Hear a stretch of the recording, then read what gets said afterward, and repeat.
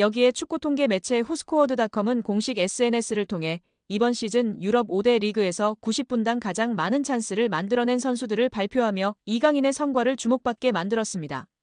유럽 5대 리그는 프리미어리그, 라리가, 분데스리가, 세리에 A, 그리고 리그앙을 포함하는데요. 이 5개 리그 전체 선수들 중에서 90분당 기회 창출이 가장 많았던 선수는 바이에른 뮌헨의 마이클 올리세로 90분당 1.23회로 1위를 차지했습니다. 그 뒤를 이어 아스널의 부카요 사카가 1.09회로 2위, 맨체스터 시티 이적이 확정된 라얀 셰르키가 0.97회로 3위를 기록했으며 바르셀로나의 초신성 라민 야말이 0.88회로 4위에 올랐습니다. 이어 5위는 파리 생제르맹에서 뛰고 있는 이강인이 차지했습니다. 이강인은 90분당 0.86회의 기회 창출을 기록하며 그의 정확한 킥과 남다른 시야가 동료들에게 많은 기회를 만들어주는 역할을 했습니다. 열거된 선수들이 현재 세계 축구계에서 촉망받는 유망주이거나 세계 최고 중 한 명으로 꼽히는 선수들인데요. 이강인 선수의 잠재력, 천재성을 다시금 확인할 수 있는 상황입니다. 공격형 미드필더나 우측 윙어로 나서 찔러주는 킬패스가 일품인 이강인은 지난 10일 열린 2026 국제축구연맹 북중미 월드컵 아시아 지역 3차 예선 B조 10차전 쿠웨이트전에서 그의 장점을 여실히 보여주었습니다. 이날 이강인은 직접 골을 터뜨렸을 뿐 아니라 기회 창출도 무려 7번을 기록하면서 공격 활로를 뚫어섰습니다. PSG가 공식 홈페이지를 통해서 루이스 엘리케 감독, 아슈라프 하키미, 비티냐, 누누 멘데스의 재계약을 발표했습니다. PSG는 우리는 엘리케 감독과 2027년까지 계약을 연장했다. 하키미, 비티냐, 멘데스는 2029년까지 재계약을 체결했다고 전했습니다. 이번 재계약으로 PSG는 대부분의 핵심 전력을 2028년 여름까지 보유할 수 있게 됐습니다. 주전급 자원 중에서 2028년 이전에 계약이 종료되는 선수는 2026년에 만료되는 잔루이지 돈나룸마와 2027년에 끝나는 파비앙 루이즈뿐입니다. 두 선수를 제외한 주전급 자원들은 모두 2028년 혹은 2029년까지 PSG 선수로 뜁니다. 이강인은 2028년까지 계약된 선수 중 하나입니다. PSG와 재계약을 체결한 세 선수의 중요성은 말로 다 설명이 불가능할 정도인데요. 풀백의 중요성이 날이 갈수록 중요해지는 현대축구에서 하키미와 멘데스를 잡은 건 매우 크다는 평가입니다. 하키미는 지난 시즌부터 유럽 최고의 풀백으로 인정받고 있으며 멘데스는 부상을 털고 돌아와 PSG의 왼쪽을 탄탄하게 지켜주고 있습니다. 핵심 미드필더인 비티냐도 마찬가지인데요. 현재 비티냐만큼 중원에서 사령관 역할을 해줄 수 있는 선수는 전 세계에 많지 않다는 평가입니다. 엘리케 감독의 전술 구현에서 매우 중요한 풀백과 수비형 미드필더를 잡았기 때문에 PSG는 후방부터 전방으로 이어지는 코어라인이 앞으로 3년 동안은 탄탄하게 지켜질 것으로 예상됩니다. PSG가 가지고 있는 목표는 딱 하나뿐입니다. 이미 프랑스에서는 적수가 없는 PSG이기에 유럽 최정상으로 인정받을 수 있는 유럽축구연맹 챔피언스리그 트로피를 원하고 있습니다. 킬리안 은바페가 레알 마드리드로 떠나면서 슈퍼스타는 잃었지만 PSG는 이제 조직력을 앞세워 UCL 트로피를 노리겠다는 계획입니다. 슈퍼스타 위주의 영입에서 벗어나 팀에 융화되고 조직력을 올려줄 수 있는 어리고 유망한 자원을 집중적으로 영입하는 중입니다. 이강인도 이러한 방향성에서 영입된 선수 중 하나입니다. 핵심 자원들을 모두 붙잡았기 때문에 당분간 PSG는 전력 유출에 대해서 크게 걱정할 거리가 사라졌습니다. B클럽들에게 있어서 핵심 선수 지키기는 매우 스트레스 받는 작업 중 하나지만 PSG는 전력 보강에만 집중할 수 있는 환경을 마련한 셈인데요. 엘리케 감독의 힘을 실어주기 위해서 2027년까지 재계약한 것도 이러한 방향성의 일환입니다. PSG는 여전히 스트라이커 자원이 약하다는 평가를 받지만 엘리케 감독은 제로톱 전술로 밀고 가는 중입니다. 최근에 우스망 덴벨레가 새로운 역할에서 기량이 터지면서 PSG의 걱정을 덜어주고 있습니다. 이강인과 함께 UCL 트로피를 노리려는 PSG의 계획이 차근차근 진행 중입니다. 여기에 이강인의 가장 강력한 경쟁자 프랑스의 초신성 두뇌의 이적설이 화제가 되고 있습니다. 맨체스터 시티가 거액을 장전해 전력 보강을 추진한다는 내용인데요. 맨시티는 펩 과르디올라 체제에서 새로운 시즌을 위해 스쿼드 쇄신을 준비하고 있습니다. 풋볼 팬캐스트는 맨시티가 프랑스 리그 강호 파리 생제르맹 공격수 데질의 두에를 노린다고 전했습니다. 두에는 2023년 여름 스타드 렌에서 5천만 유로 794억 원의 이적료를 기록하며 PSG의 새 둥지를 틀었습니다. 현재 19세의 어린 나이에도 스피드, 민첩성, 드리블 기술이 뛰어나다는 평가를 받고 있습니다. 브라질을 포함해 유럽에서 그를 넥스트 네이마르라 부르고 있습니다. 두에는 이번 시즌 공식 모든 대회에서 39경기에 출전해 7골 11도움을 기록 중인데요. 같은 포지션을 소화할 수 있는 이강인을 밀어낸 상황입니다. 최근에는 네이션스 리그에서 크로아티아와 맞붙는 프랑스 대표팀에 처음 발탁되며 능력을 인정받고 있습니다. 매체는 맨시티가 이 젊은 재능을 확보하기 위해 9천만 유로 약 1,430억 원의 영입 제안을 준비하고 있다.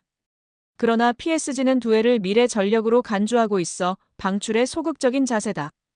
그럼에도 맨시티가 포기하지 않고 계속 협상하기 위해 노력할 것이라고 전망했습니다. 만약 두에가 떠나고 이강인 잔류할 경우 주전 경쟁의 청신호를 켤 수 있는데요. 이강인은 최근 맨체스터 유나이티드 이적설, 에이전트 하비에르 가리도 메뉴와 미팅설이 돌았지만 이후 업데이트된 정보가 없는 상황입니다. 이강인은 현재 2028년 6월까지 계약 기간이 남아있는 상황입니다.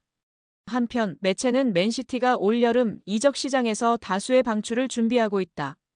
케빈 더 브라위너는 미국 메이저리그 사커 샌디에이고와 협상을 진행 중이며 마테오 코바치치는 아틀레티코 마드리드 이적 가능성이 부상했다. 이런 움직임을 통해 화보되는 자금은 두에 영입에 들어갈 것이라고 전망했습니다. 이강인이 크리스탈 팰리스와 연결됐습니다. 프랑스 매체 스포르트는 파리 생제르맹에서 벤치로 밀려난 이강인이 이적을 고려 중이다. 이에 팰리스는 이강인 영입전에서 강하게 밀어붙이고 있다. 이미 경쟁 구단들보다 한 발 앞서 나가고 있다라고 보도했습니다. 어쩔 수 없이 팀을 떠나야만 한다. 당장 다가오는 2026 피파 북중미 월드컵을 위해서라도 출전 시간을 확보해야 하는데요.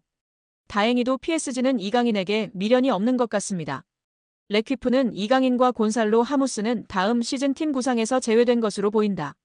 두 선수 모두 여름 이적 시장에서 새로운 구단을 찾을 수 있도록 허가를 받았다라고 전했습니다. 현재까지 가장 유력한 행선지는 이탈리아의 나폴리였습니다. 풋볼 이탈리아는 나폴리는 이강인의 상황을 주시하고 있다. 이는 흡이차 크바라츠헬리아가 PSG로 이적하면서 생긴 공백을 이강인으로 메우겠다는 의미다라고 설명했습니다. 칼치오 나폴리24는 이강인의 연봉은 걸림돌이 될 수 있다.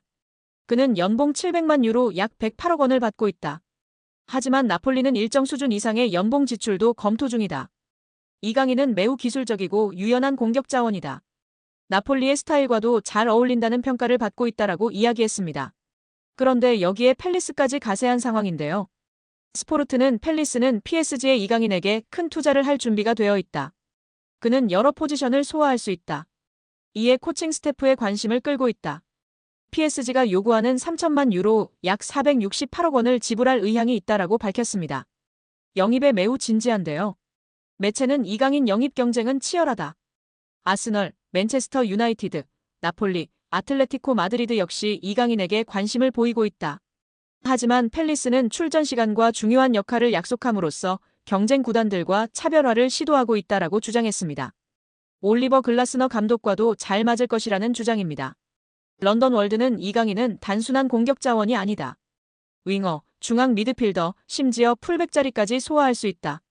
이러한 전술적 유연함은 글라스너 감독의 전술 플랜의 안성맞춤이다.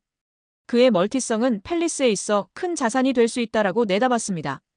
이강인이 지난 피파 북중미 월드컵 아시아 3차 예선 쿠웨이트전에서 터뜨린 골 장면을 한 인도 축구 전문 매체가 조명했습니다. 비슷한 장면을 두고 골을 성공시키지 못한 자국 선수와 비교하면서 퀄리티의 차이라고 덧붙이며 화제가 되고 있는데요. 인도 매체 IFTWC는 소셜미디어 SNS를 통해 비슷한 상황의 두 장면을 캡처했습니다. 하나는 지난 10일 인도와 홍콩의 2027 아시아 축구연맹 아시안컵 3차 예선 시조 2차전 경기, 그리고 다른 하나는 같은 날 한국과 쿠웨이트의 북중미 월드컵 아시아 3차 예선 B조 최종전 경기 장면이었습니다. 두 장면 모두 골 지역 왼쪽 모서리 부근에서 왼발 슈팅 기회를 잡았다는 공통점이 있었습니다. 대신 인도의 리스톤 콜라코는 수비수의 방해 없이 사실상 골키퍼와 1대1로 맞선 상황이었습니다. 반면 이강인은 상대 수비와 가깝게 붙어 있어 오히려 슈팅이 쉽지 않아 보였습니다. 득점 가능성은 오히려 콜라코 쪽이 더 높아 보였는데요. 그러나 결과는 정반대였습니다. 콜라코가 찬 왼발 슈팅은 골대를 완전히 벗어나 관중석 쪽으로 향했습니다. 반면 이강인이 찬 슈팅은 강하고 낮게 깔려 그대로 쿠웨이트 골망을 흔들었습니다. 결정적인 득점 기회를 놓친 인도는 이후 결승골을 실점하며 홍콩에 0대1로 졌습니다.